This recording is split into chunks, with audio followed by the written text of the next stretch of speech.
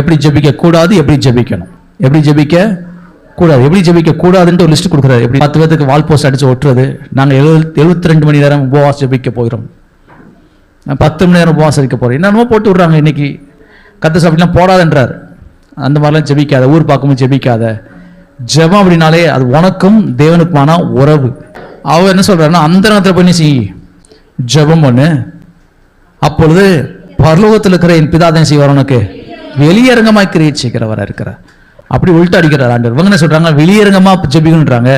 கர்த்தர் சொல்றாரு, கர்த்தர் வெளியரங்கமா கிரியை செய்யணும் அப்படின்னா நீ என்ன செஞ்சணும், அந்த நேரத்தில் போய் என்ன செய்யணும், ஜெபிக்கணும் அப்படின்னு சொல்றாரு. ஸோ இந்த ஜெபிக்கிறவங்களுடைய மனநிலை ரொம்ப முக்கியம். நம்மளாம் ரட்சிக்கப்பட்டவங்க, சொன்னால் ரட்சிக்கப்பட்டிருக்கிறேன். அப்போ ரட்சிக்கப்பட்டவர்களுக்கு என்ன செய்யப்பட்டிருக்காருன்னா ஒரு வஸ்திரம் கொடுக்கப்பட்டிருக்கிறது, வஸ்திரம். அந்த வஸ்திரம் என்ன அப்படின்னா ரட்சிப்பின் வஸ்திரம் என்ற வேதத்தில் வாசிக்கிறோம். அந்த ரட்சிப்பின் வஸ்திரம் என்பது எப்படி ஒரு மனுஷனுக்கு வஸ்திரம் ஒரு மதிப்பையும் மரியாதையும் கொண்டு வருகிறதோ இல்லையா, நம்ம போட்டிருக்க வஸ்திரம் நமக்கு மதிப்பையும் மரியாதையும் கொண்டு வரும். அங்கே தான் பாருங்க, விசுவாச பிள்ளைகள் நல்லா நல்ல ஆடைகள் என்ன செய்யணும், உடுத்தணும். உங்களுக்கு மதிப்பு மரியாதை தானா வரும்.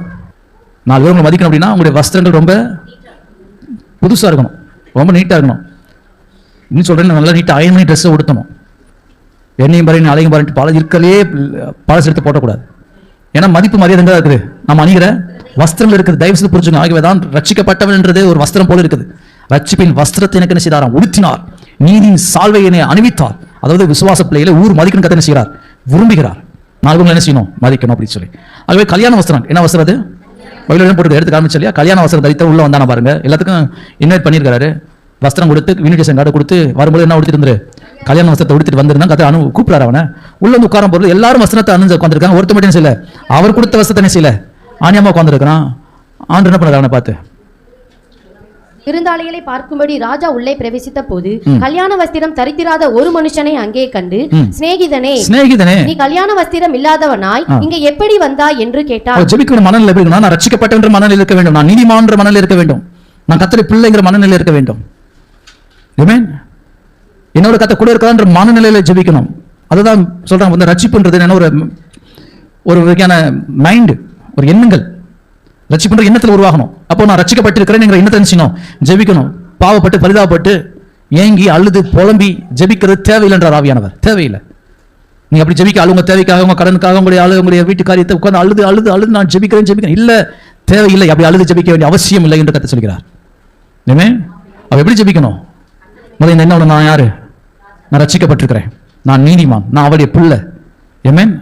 அப்ப அந்த மனநிலை ரொம்ப ரொம்ப அவசியம். ஆகவேதான் அந்த ரட்சிக்கப்பட்டவனை, அந்த வஸ்திரம் தரித்திராதவனை கதனை பண்ண தூக்கி புறமான இருத்தி போட்டார். இவனுக்கு அந்த மனநிலை மாற மாட்டேனுது. விசுவாசிகள் மனநிலை மாறணும்.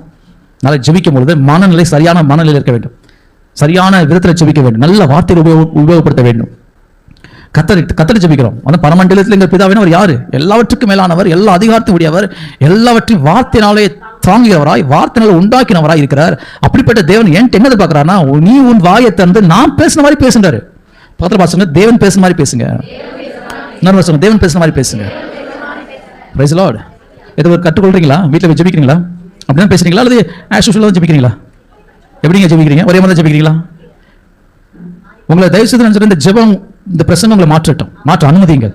கையில் வச்சுருங்க, இயேசுவின் நாமத்தினால கேட்கிற தேவனுடைய வார்த்தை என் மனதை மாற்றுவதாக. மைண்டை மாற்றணும், வார்த்தையை மாற்றணும், ஜெபத்தை மாற்றணும். ஆமென்.